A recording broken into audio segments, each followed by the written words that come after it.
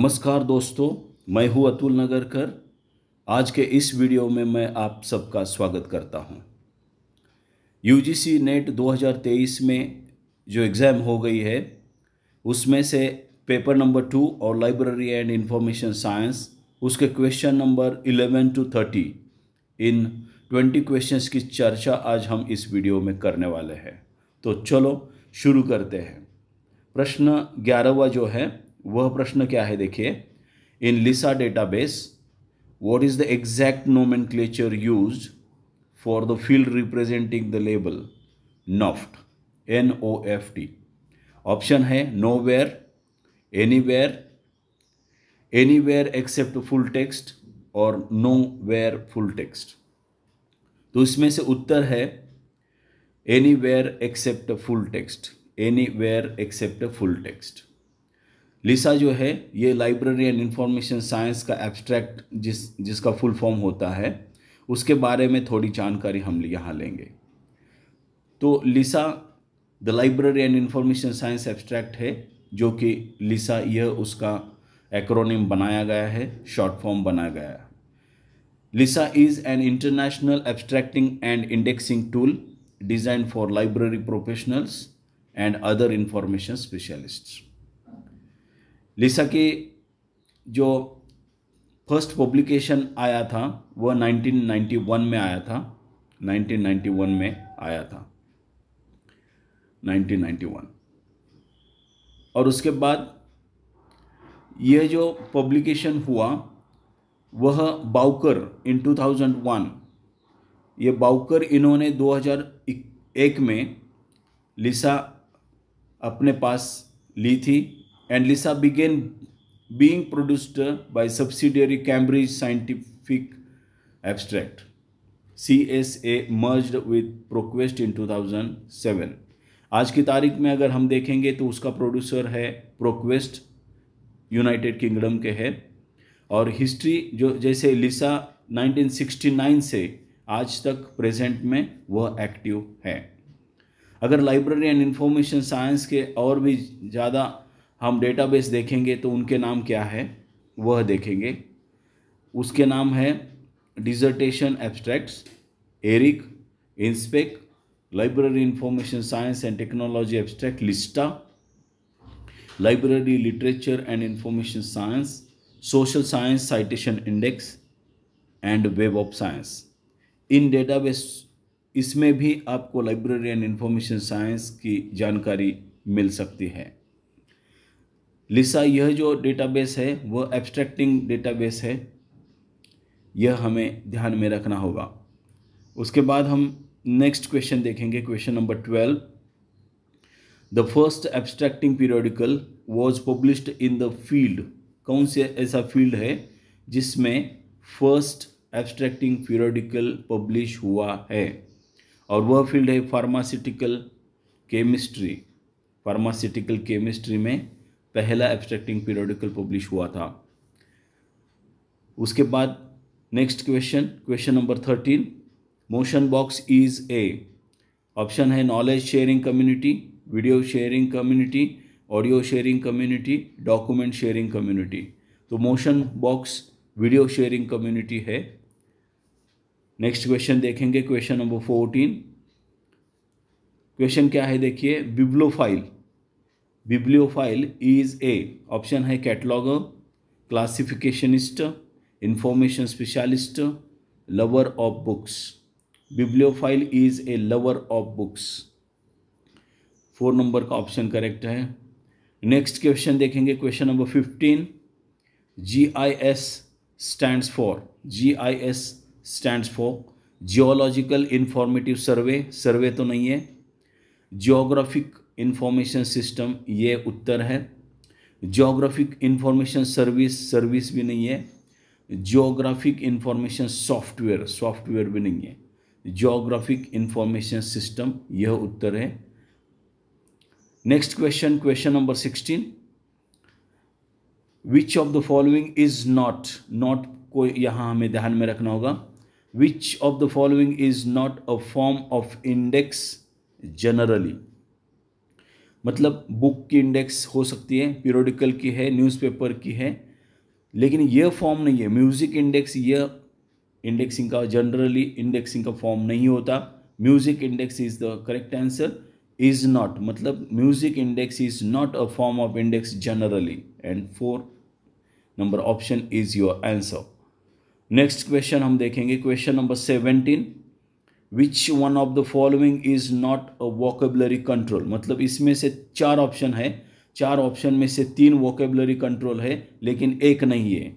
तो subject heading यह vocabulary control है, क्लासाउरस यह भी वोकेबलरी कंट्रोल है, और थिसाउरस यह भी वोकेबलरी कंट्रोल है। लेकिन क्लासिफाइड कैटलॉग कोड, यह क्लासिफाइड कैटलॉग कोड जो है यह कैटलॉगिंग का एक कोड है, CCC उसे कहते हैं, और यह classified catalogue code is not a vocabulary control.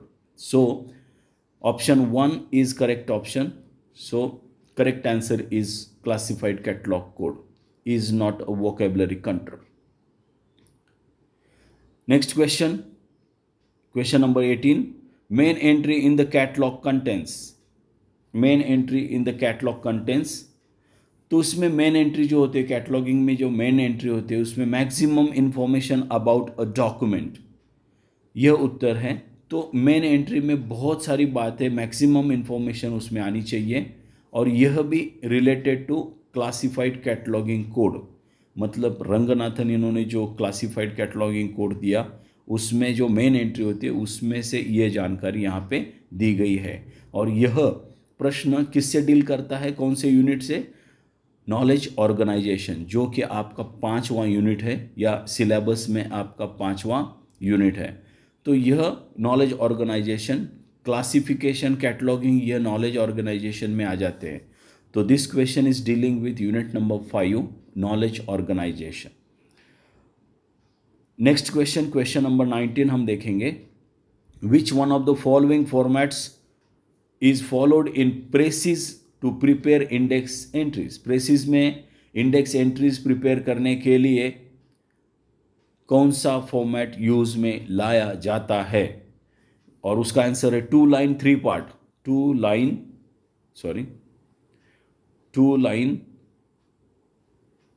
3 part. तो ऑप्शन 1 इज योर आंसर। आगे देखेंगे क्वेश्चन नंबर 20, बहुत ही आसान प्रश्न है। Who developed the idea of facet analysis. Facet analysis की आइडिया किसने डेवलप की है? SR Ranganathan is your answer. और फैसेट जो है उसमें से फैसेट PMEST यह फैसेट है। तो जाते जाते मैं ये भी बता देता हूँ कि फैसेट 5 फैसेट जो रंगनाथन इन्होंने हमें दिए हैं। P मतलब पर्सनैलिटी, M मतलब मैटर, E मतलब एनर्जी, S मीन्स स्पेस और T मीन्स टाइम। तो यह जो फैसेट एनालिसिस है रंगनाथन इन्होंने डेवलप किए।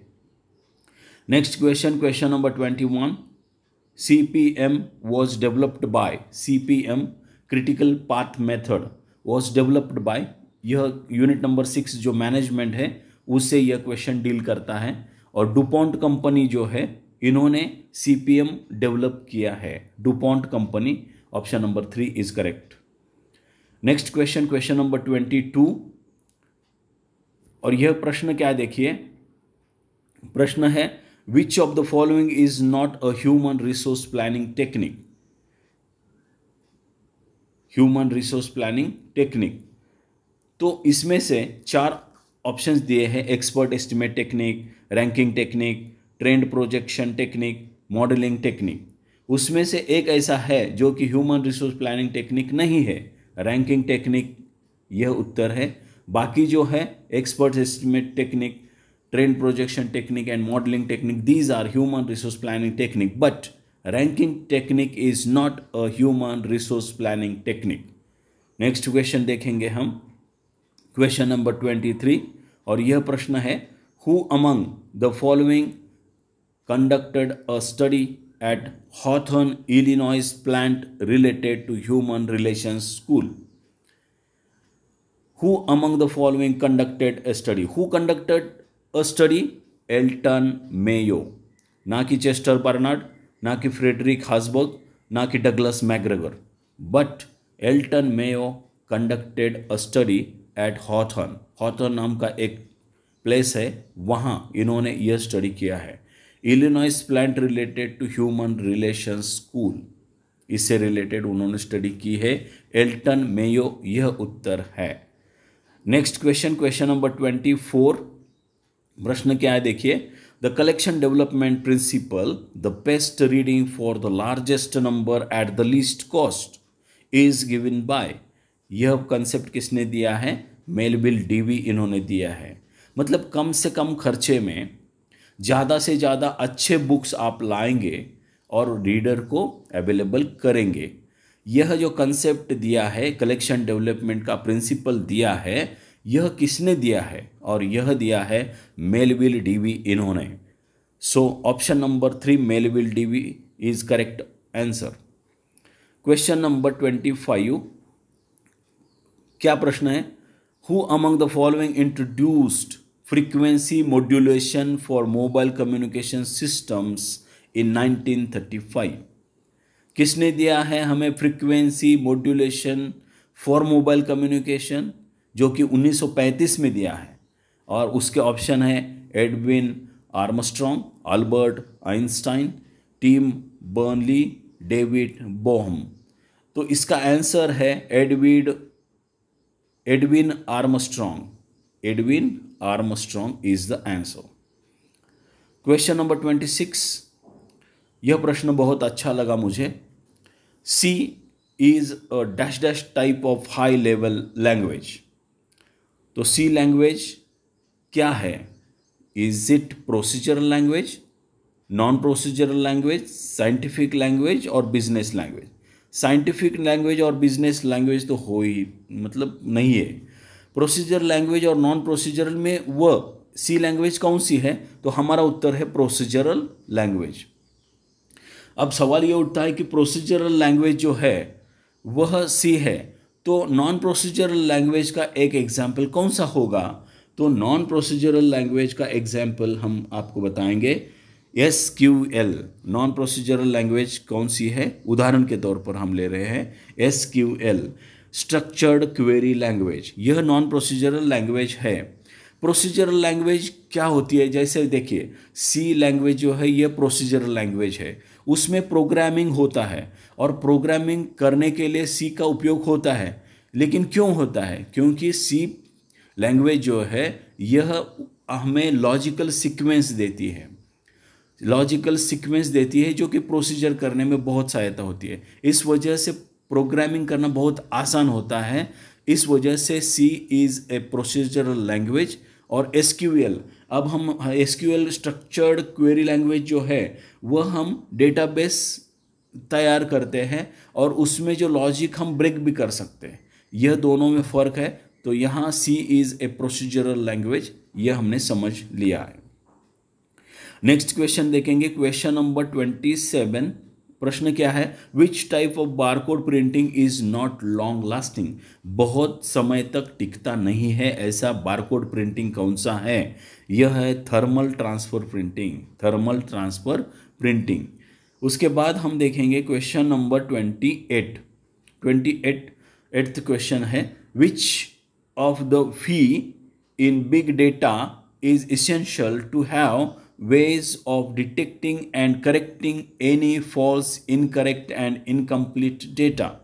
मतलब यह भी ऐसा है बिग डेटा में जो कि आपको आपके फॉल्स है वो करेक्ट भी करता है और वह आइडेंटिफाई मतलब इनकरेक्ट इनकम्प्लीट डेटा को ढूंढ भी लेता है, डिटेक्ट करता है, मतलब पहचानता है। ऐसा कौन सा भी है बिग डेटा में? तो वह भी है veracity, veracity. Veracity is your answer. Next question, question number 29. Which standard for data handling and interchange is used for structured document? Which standard मतलब structured document में डेटा हैंडलिंग एंड इंटरचेंज करने के लिए कौन सा स्टैंडर्ड उपयोग में लाया जाता है? और वह स्टैंडर्ड कौन सा है? XML। वह स्टैंडर्ड कौन सा? ना कि PDF, ना कि JPEG, ना कि GIF 89A, बल्कि आपका आंसर है XML, extensible markup language is the standard for data handling and interchange is used for structured document. And this is last question, and this is best question I can say. What is the question? Question number 30. Position detection pattern are arranged at. Position detection pattern कहाँ use होते हैं? QR code में. और QR code किसे कहते हैं? Q for quick and R for response. Quick response code QR code होते हैं. उसमें पोजीशन डिटेक्शन पैटर्न कितने होते हैं? 3 होते हैं. यहाँ एक है देखिए, यहाँ दूसरा और यहाँ तीसरा. यह बात है QR कोड की. लेकिन अभी माइक्रो QR कोड भी आए हैं. उसमें डिटेक्शन पोजीशन डिटेक्शन पैटर्न कितने होंगे, ऐसा अगर प्रश्न भविष्य में पूछा जाएगा तो आप आसानी से उत्तर दे सकते हैं कि माइक्रो QR कोड में पोजीशन डिटेक्शन पैटर्न एक ही होता है और जनरल QR कोड में वह 3 होते हैं. इस वजह से यहाँ तो माइक्रो QR कोड का कोई जिक्र नहीं हुआ है. इस वजह से position detection pattern are arranged at 3, यह उत्तर होगा आपका. तो आज के इस वीडियो में क्वेश्चन नंबर 11 से क्वेश्चन नंबर 30 तक बहुत इंपॉर्टेंट क्वेश्चंस की चर्चा थोड़े एक्सप्लेनेशन के साथ मैंने देने की कोशिश की. यह वीडियो आपने अंत तक देखा, इस वजह से बहुत बहुत धन्यवाद. See you soon in next video. Thank you so much.